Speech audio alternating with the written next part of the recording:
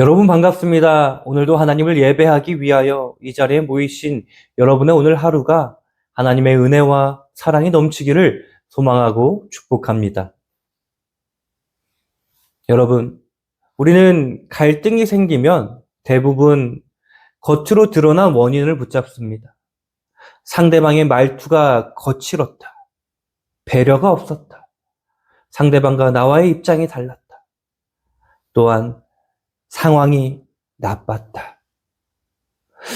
물론 그런 요소들이 우리의 갈등을 촉발하기도 합니다.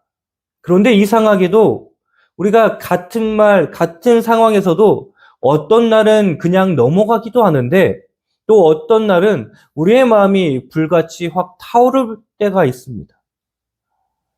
그 차이는 결국 상대방의 말보다 내 마음의 상태에 있습니다.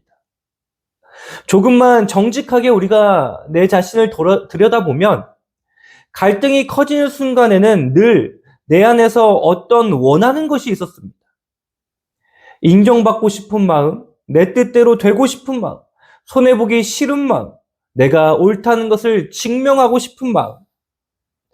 그 욕구가 막히는 순간 우리의 말이 날카로워지고 표정이 굳어지고 관계가 전쟁터가 되어버립니다.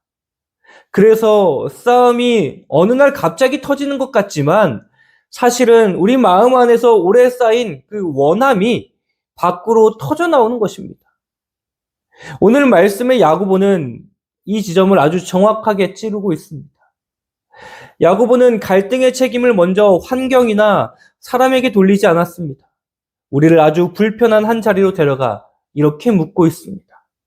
너희 중에 싸움이 어디로부터, 다툼이 어디로부터 나느냐? 그리고 그 답을 관계의 바깥이 아니라 내 안에서 싸우는 어떠한 무언가에서 찾게 합니다. 오늘 말씀이 불편한 이유는 갈등의 해결이 상대방을 바꾸는 것으로 끝나지 않기 때문입니다. 하나님은 더 깊은 곳, 내 마음의 주인이 누구인지까지 다루십니다. 그런데 감사한 것은 야고보가 상처만 들춰내고 끝내는 것이 아니라 오늘 본문은 싸움의 뿌리를 드러내는 동시에 하나님이 우리를 회복시키는 길도 함께 보여주고 있습니다. 더 강해져서 밀어붙이는 길이 아니라 오히려 낮아져서 하나님께 돌아오는 길입니다. 하나님은 우리를 정죄로 몰아붙이기보다 돌이킬 수 있도록 더 큰 은혜를 주시고 그 은혜가 우리를 겸손으로 이끄십니다. 이제 우리가 말씀 속으로 들어가 보겠습니다. 왜 우리 안에서 싸움이 시작되었는지, 그 싸움이 하나님과 어떤 관계를 맺고 있는지, 또 그리고 하나님은 어떤 은혜로 우리를 다시 당신께로 돌이키시는지, 오늘 야고보의 진단과 처방을 오늘 본문을 통해서 우리가 차근차근 확인하도록 하겠습니다. 야고보는 갈등을 다룰 때 우리가 가장 하고 싶어하는 방식으로 시작하지 않습니다. 우리는 싸움이 나면 먼저 누가 잘못했는가를 따지고 상대방의 말과 행동을 분석합니다. 그런데 야고보는 방향을 바꿉니다. 야고보서 4장 1절입니다. 너희 중에 싸움이 어디로부터, 다툼이 어디로부터 나느냐? 너희 지체 중에서 싸우는 정욕으로부터 나는 것이 아니냐? 갈등의 출처를 밖에서 찾지 말고 내 안에서 전쟁하는 정욕, 욕망에서 찾으라고 합니다. 이것은 단순한 심리 분석이 아닙니다. 말씀의 진단입니다. 싸움의 시작점은 상대가 아니라 내 욕망입니다. 야고보가 말하는 정욕은 단순한 육체적 욕구만을 가리키는 것이 아닙니다. 마음을 움직이는 강력한 원함, 이것은 반드시 되어야 한다는 집착이 포함되어져 있는 것입니다. 내가 원하는 것이 있고 그 원하는 것이 좌절될 때 마음이 흔들립니다. 그리고 그 흔들림이 말과 표정과 태도로 번집니다. 그래서 우리의 인간 관계가 갈등 사이에서 전쟁터가 되는 것입니다. 욕망이 마음의 왕자에 앉는 순간 사람은 다른 사람을 사랑의 대상으로 바라보지 못합니다. 오직 목표를 달성하기 위한 도구로 보기 시작합니다. 그러니 갈등은 우연이 아닙니다. 마음의 주인이 바뀐 결과입니다. 이제 2절로 넘어가면 야고보는 더욱더 날카롭게 말합니다. 너희는 욕심을 내어도 얻지 못하며 살인하며 시기하여도 능히 취하지 못함으로 다투고 싸우는도다. 이 표현이 과격하게 들리지만 야고보는 욕망이 어디까지 사람을 끌고 가는지를 보여줍니다. 욕망은 단지 갖고 싶다 해서 멈추지 않습니다. 욕망은 가져야 한다로 커지고 결국 누군가를 밀어내서라도 얻겠다라는 이 마음으로 변하게 됩니다. 그래서 시기가 생기고 경쟁이 생기고 관계가 깨집니다. 야고보의 논리는 분명합니다. 얻지 못함이 갈등을 만들었다가 아닙니다. 욕망이 얻지 못함을 견디지 못하게 만들어 갈등으로 흐르게 했다는 것입니다. 그리고 야고보는 한 줄을 더 긋습니다. 너희가 얻지 못함은 구하지 아니하기 때문이요. 여기서 우리의 오해가 나옵니다. 그러면 우리가 하나님께 기도하면 되겠구나. 내가 하나님께 기도하면 하나님께서 우리가 원하는 것을 반드시 이루어 주시겠지. 그런데 3절이 곧바로 우리의 이 얄팍한 결론을 무너뜨립니다. 구하여도 받지 못함은 정욕으로 쓰려고 잘못 구하기 때문이라. 야고보는 기도 자체가 자동으로 거룩해지는 것이 아니라는 사실을 폭로합니다. 기도도 얼마든지 욕망의 도구가 될 수 있습니다. 하나님을 사랑하는 자리에서가 아니라 내 욕망을 강화하는 자리에서 기도할 수 있다는 것입니다. 기도가 하나님께 무릎 꿇는 행위가 아니라 하나님을 내 목적으로 끌어들이는 수단으로 변질될 수 있다는 것입니다. 야고보가 지금 말하는 것은 갈등을 줄이는 대화법이 아닙니다. 갈등의 뿌리를 이야기하는 욕망의 왕자입니다. 욕망이 내 마음을 지배하면 나는 하나님도 이용하고 사람도 이용하게 됩니다. 그러니 싸움은 결국 관계의 문제이기 전에 예배의 문제입니다. 누가 내 마음에서 주인인가? 무엇이 내 안에서 절대가 되었는가의 문제입니다. 이 사실을 성경 전체가 증언하고 있습니다. 야고보서 1장 14절에서 15절은 욕망의 죄로 자라는 그 과정을 너무나 분명하게 말하고 있습니다. 각 사람이 시험을 받는 것은 자기의 욕심에 끌려 미혹됨이니 욕심이 잉태한즉 죄를 낳고 욕심은 씨앗입니다. 이 작은 씨앗이 마음에 뿌리 내리면 결국 죄의 열매를 맺습니다. 예수님도 같은 원리로 말씀하셨습니다. 마음에서 나오는 것들이 사람을 더럽게 한다. 문제는 뿌리는 밖에 있지 않습니다. 마음에 있습니다. 그러니 진짜 싸움은 상대와의 싸움이 아니라 내 마음 안에서 벌어지는 주권 싸움입니다. 우리는 갈등이 생기면 대화의 기술을 바꾸려고 노력합니다. 말투를 부드럽게 하고 또 표현을 바꿔보고 규칙을 세워봅니다. 물론 이것들은 필요한 것입니다. 그러나 욕망이 그대로 나와 있다면 갈등은 다른 모양으로 돌아오게 되는 것입니다. 말은 부드러워졌는데 마음은 더 단단해지고 표면은 평화로운데 속은 더 멀어질 수 있습니다. 왜냐하면 욕망이 해결되지 않았기 때문입니다. 욕망이 왕이면 평화도 욕망의 전략입니다. 그래서 우리는 먼저 이렇게 돌아서야 합니다. 저 사람이 문제다가 아니라 내 안에서 지금 무엇이 그렇게 반드시 필요하다고 소리치는가를 직면해야 합니다. 내가 반드시 얻어야 한다고 여기는 것은 무엇입니까? 인정입니까? 통제입니까? 내 뜻대로 되는 것입니까? 손해보지 않는 것입니까? 내가 옳다는 증명입니까? 이 욕망이 내 안에서 왕노릇할 때 나는 사람을 사랑하지 못하고 하나님도 온전히 의지하지 못합니다. 그리고 그때 기도는 욕망을 성취하는 통로가 아니라 욕망의 주인을 바꾸는 자리가 되어야 합니다. 주님, 제가 지금 원하는 것은 주님보다 앞서 있습니다. 제 마음의 주인을 다시 주님으로 돌려주시옵소서. 이것이 오늘 본문이 요구하는 첫 번째 회개의 방향입니다. 그런데 여기서 본문은 더 깊이 들어갑니다. 욕망의 문제는 단지 인간관계의 문제로 끝나지 않습니다. 욕망이 마음의 왕좌에 앉는 순간 우리는 결국 하나님과의 그 관계에서 흔들립니다. 야고보는 다음 절에서 그 사실을 더 직설적으로 말하기 시작합니다. 4절입니다. 가늠한 여인들아, 세상과 벗된 것이 하나님과 원수됨을 알지 못하느냐. 야고보의 표현은 거칠고 충격적입니다. 그러나 야고보가 지금 도덕적 충격을 주려는 것이 아닙니다. 야고보는 욕망의 본질을 규정합니다. 하나님보다 더 사랑하는 대상이 생기는 순간 그것은 영적 간음이고 영적 배신입니다. 여기서 우리는 가장 먼저 드는 현실적인 질문이 있습니다. 목사님, 그럼 세상 사람들과 어울리지 말라는 말씀입니까? 우리가 직장도 나가고 이웃과도 살고 자녀도 학교를 보내야 되는데 세상을 떠나야 하는 것입니까? 여러분, 아닙니다. 야고보가 말하는 세상과 벗됨은 사람과의 관계를 끊으라는 뜻이 아닙니다.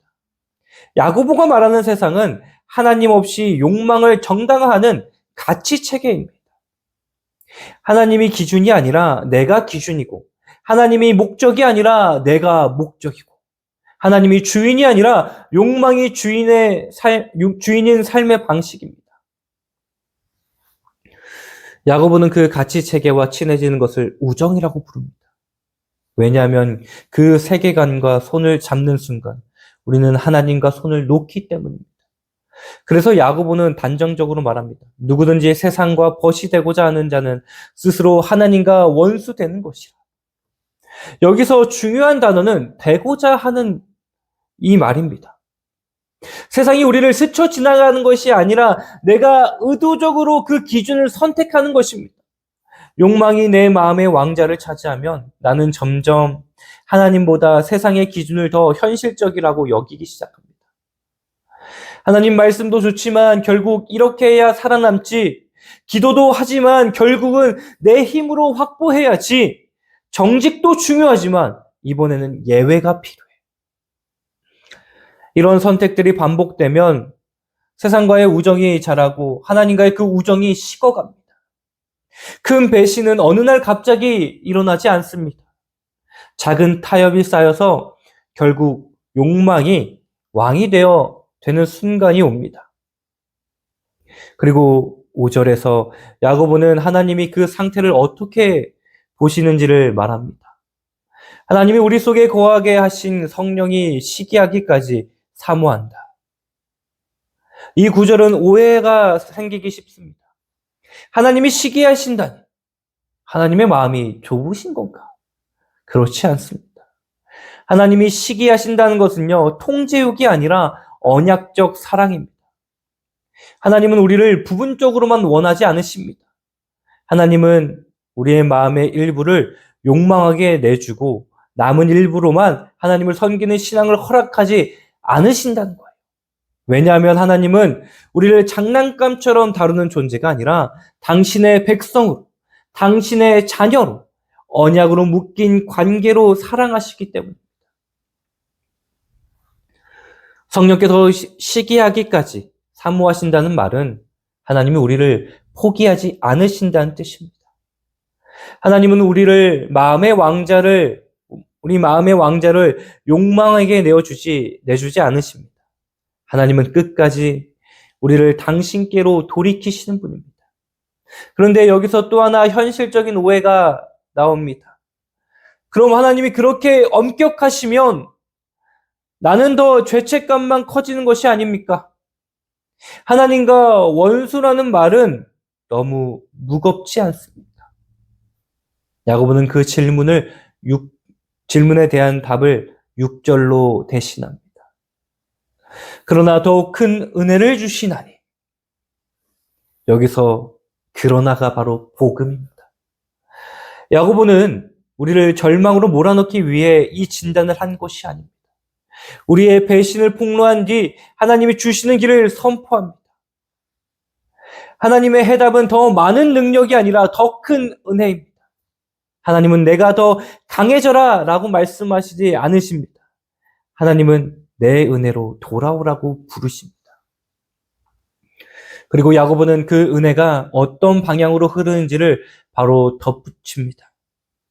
하나님이 교만한 자를 물리치시고 겸손한 자에게 은혜를 주신다. 은혜는 내 욕망을 화법화해주는 그 면허가 아닙니다. 은혜는 교만을 꺾고 겸손을 세웁니다. 하나님은 욕망을 정당화하는 교만을 대적하십니다. 내가 원하는 것이 옳다. 내가 중심이다. 내가 결정한다. 이 태도를 하나님은 그냥 두지 않으십니다. 반대로 하나님은 하나님께 돌아오는 겸손을 붙드십니다. 주님, 제 마음이 세상과 손잡았습니다. 제 욕망이 주인 노릇했습니다. 이렇게 인정하는 자리에서 은혜가 시작됩니다. 이것은 성경 전체가 말하는 길입니다. 요한일서도 선명하게 말합니다. 세상에 있는 것들을 사랑하지 말라. 그것은 세상을 미워하라는 말이 아니라 세상의 욕망을 사랑의 중심에 두지 말라는 말입니다. 잠언도 말합니다. 여호와께서 교만한 자를 물리치시고 겸손한 자에게 은혜를 베푸시다. 야고보는 이 말씀을 다시 꺼내어 은혜의 방향을 확정합니다. 은혜는 겸손으로 흐릅니다. 그래서 우리의 갈등의 현장에서 내가 옳다라를 증명하기 전에 먼저 점검해야 합니다. 지금 내 욕망이 하나님보다 앞서 있는가? 내 기준이 하나님의 기준을 밀어내고 있지는 않은가? 내가 원하는 것을 위해 하나님을 끌어다가 쓰고 있지는 않은가? 그리고 더 큰 은혜라는 말은 우리는 이 말 앞에서 우리는 깨달아야 합니다. 하나님이 은혜를 주신다는 것은 우리를 다시 붙잡는다는 뜻이지만 동시에 낮아짐을 통과하라는 부르심입니다. 하나님은 우리의 자존심을 세워주시는 방식으로 우리를 고치지 않으십니다. 하나님은 우리의 교만을 꺾으시는 방식으로 우리를 살리십니다. 그렇다면 우리는 어떻게 돌아가야 합니까? 은혜는 도대체 어떤 길로 내 삶에 들어옵니까? 그래서 야고보는 7절부터 회복의 동선을 제시합니다. 여기서 중요한 것은 야고보가 감정으로 회복을 말하지 않는다는 사실입니다. 회복은 분위기가 바뀌는 것이 아니라 주권이 바뀌는 것입니다. 욕망이 다스리던 마음이 하나님께 복종할 때 은혜가 통치합니다. 먼저 7절입니다. 그런즉 너희는 하나님께 복종할지어다. 복종은 단순한 말 잘 듣기가 아닙니다. 복종은 마음의 왕자에서 내려오는 결단입니다. 내 욕망, 내 계획, 내 자존심, 내 통제권이 앉아있던 자리에 하나님을 다시 모시는 그러한 행동입니다. 그래서 복종은 행동의 목록 이전에 주인의 변경인 것입니다. 내 삶의 기준은 내가 원하는 것에서 하나님이 말씀하신 것으로 옮기는 것입니다. 야고보는 회복의 첫걸음을 인간관계의 기술이 아니라 하나님 앞에서의 태도로 시작합니다. 왜냐하면 싸움의 뿌리가 욕망이었기 때문입니다. 욕망이 왕이면 관계가 계속해서 흔들립니다. 하나님이 왕이면 관계는 다시 정렬됩니다. 같은 7절에서 야고보는 두 번째 동작을 붙입니다. 마귀를 대적하라. 그리하면 너희를 피하리라. 여기서 우리는 흔히 오해합니다. 마귀를 대적하라라는 이 말을 소리치고 선포하는 것으로만 생각합니다. 그러나 야고보의 흐름에서 마귀의 핵심 전략이 무엇입니까? 욕망을 합리화시키는 것입니다. 이 정도는 괜찮다. 내가 이길 권리가 있다. 너만 손해보면 바보 된다. 하나님도 너의 욕망을 이해하실 거야. 이런 거짓이 내 마음을 밀어 올립니다. 마귀를 대적한다는 것은 그런 생각이 올라올 때 그것을 진리로 받아들이지 않는 것입니다. 욕망의 언어를 끊고 말씀의 언어를 선택하는 것입니다. 하나님께 복종하고 마귀를 대적하는 것은 따로 떨어진 일이 아닙니다. 복종은 대적을 가능하게 하고 대적은 복종을 증명합니다. 그리고 8절에서 회복의 중심을 단번에 말합니다. 하나님을 가까이 하라. 그리하면 너희를 가까이 하시리라. 회복은 거리의 문제입니다. 하나님이 멀어지신 것이 아니라 우리가 멀어진 것입니다. 그래서 야고보는 느낌이 돌아오면 가까이 가라가 아니라 가까이 가라고 말합니다. 먼저 방향을 바꾸고 발걸음을 옮기라는 것입니다. 하나님을 가까이 하는 것은 추상적인 감정이 아니라 하나님께 나아가는 실제적인 행위입니다. 말씀 앞에 서는 것, 기도의 자리로 돌아가는 것, 죄를 숨기지 않고 하나님 앞에 드러내는 것. 하나님은 그 발걸음에 응답하십니다. 너희를 가까이 하시리라. 이것이 은혜의 약속입니다. 돌아오는 자를 밀어내지 않으시는 하나님. 가까이 오는 자를 가까이 받으시는 하나님. 그런데 야고보는 여기서 그냥 가까이 하면 된다. 그 말씀으로만 끝나지 않습니다. 8절 후반을 보며 죄인들아 손을 깨끗이 하라. 두 마음을 품은 자들아 마음을 성결하게 하라. 회복은 내면만의 일이 아니라 외면만의 일도 또 아니고 외면만의 일도 아닙니다. 손과 마음이 함께 다루어져야 합니다. 손은 습관과 행동을 말합니다. 마음은 동기와 욕망을 말합니다. 신앙은 종종 우리가 둘 중 하나로 치우칩니다. 어떤 사람은 마음이 뜨겁다면서 손은 그대로이고 또 어떤 사람은 손은 바뀌었는데 마음은 여전히 두 마음을 품습니다. 야고보는 둘 다 건드립니다. 왜냐하면 욕망은 내면에서 시작해 손으로 번지고 손의 습관은 다시 마음으로 굳히기 때문입니다. 그래서 돌아옴은 구체적이어야 합니다. 끊어야 할 행동이 있고 내려놓아야 할 동기가 있습니다. 9절은 더 분명합니다. 슬퍼하며 애통하며 울지어다. 너희는 웃음을 애통으로 너희 즐거움을 근심으로 바꿀지어다. 야고보가 감정을 끌어올리려는 것이 아닙니다. 야고보는 죄를 가볍게 넘기는 태도를 부수려는 것입니다. 죄를 그럴 수도 있지로 처리하는 순간 욕망은 다시 왕자로 돌아옵니다. 회개는 죄를 무겁게 보는 것입니다. 하나님 앞에서 내 상태를 사실대로 인정하는 것입니다. 이것은 우울에 빠지라는 말이 아닙니다. 오히려 회개가 없는 가벼움이 우리를 더 깊은 어둠으로 끌고 간다는 경고입니다. 하나님과의 그 관계는 진지함 위에서 회복됩니다. 마지막 10절이 회복의 결말을 확정합니다. 주 앞에서 낮추라. 그리하면 주께서 너희를 높이시리라. 여기서 낮추라는 것은 자학이 아닙니다. 하나님 앞에서 내 자리를 바로 잡는 것입니다. 내가 하나님 자리에서 내려오는 것입니다. 그리고 높이시리라는 것은 사람들이 알아주는 성공을 약속하는 말이 아닙니다. 하나님이 회복하시는 질서 속으로 들어오게 하신다는 뜻입니다. 욕망이 주인일 때 무너졌던 관계, 흔들렸던 마음, 뒤틀렸던 방향이 하나님께서 높이심으로 다시 세워집니다. 낮아짐이 끝이 아닙니다. 낮아지심은 하나님의 손이 우리를 붙드는 시작입니다. 이 길은 베드로전서 5장 5절이 다시 확인해 줍니다. 하나님이 교만한 자를 대적하시되 겸손한 자에게 은혜를 주신다. 은혜는 교만을 보존한 채 받은 선물이 아닙니다. 은혜는 겸손 위에 머뭅니다. 그래서 시편 51편처럼 정한 마음을 구하는 기도가 필요하고 탕자처럼 아버지께로 돌아가는 발걸음이 필요합니다. 참된 회개는 기분이 나아지는 것이 아니라 방향이 바뀌는 것입니다. 관계는 발걸음이 바뀔 때 회복됩니다. 그러니 삶에서 우리의 질문도 바뀝니다. 갈등의 순간마다 내가 이기느냐를 묻는 대신 누가 내 마음의 주인인가를 묻습니다. 하나님의 임재는 감정의 고조에서만 확인되는 것이 아니라 복종과 회개의 자리에서 더 선명해집니다. 그래서 우리는 세상과 벗되는 평안함을 선택하지 않습니다. 하나님께 돌아오는 낮아짐을 선택합니다.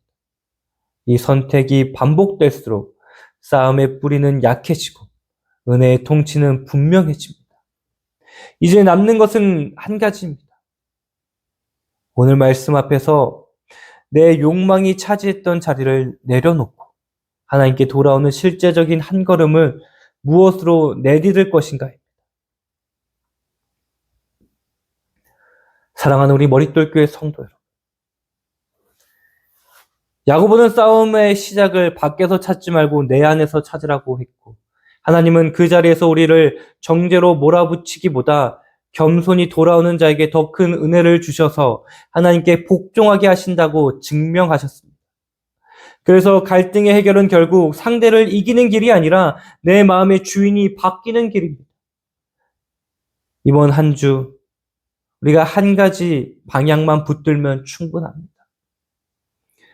내 안에서 갈등을 불러오는 욕망 하나를 정직하게 붙잡아 이름을 붙여보는 것입니다. 인정받고 싶은 욕망, 내 뜻대로 되고 싶은 욕망, 손해보기 싫은 욕망, 내가 옳다는 것을 증명하고 싶은 욕망처럼 지금 내 마음을 밀어붙이는 원함을 분명히 드러내는 것입니다. 그리고 그 욕망이 있던 자리에 하나님께 복종하는 한 가지의 순종을 실제로 옮겨 놓아보는 것입니다. 말 한마디를 멈추고 기도로 바꾸는 순종, 한 번 더 듣는 순종, 먼저 화해를 구하는 순종, 내 권리를 내려놓는 순종처럼 작지만 분명한 한 걸음이면 됩니다. 그 한 걸음이 더 큰 은혜가 들어오는 문이 됩니다. 그렇다면 오늘 내 마음을 움직이는 가장 강한 욕망은 무엇이며 그 욕망 대신 하나님께 복종하기 위해 내가 선택할 한 가지 순종이 무엇입니까? 우리가 이 질문을 마음에 품고 이번 한 주 동안 겸손히 주님 앞에 나아가 답을 찾는 저와 여러분이 되기를 주님의 이름으로 간절히 축원합니다.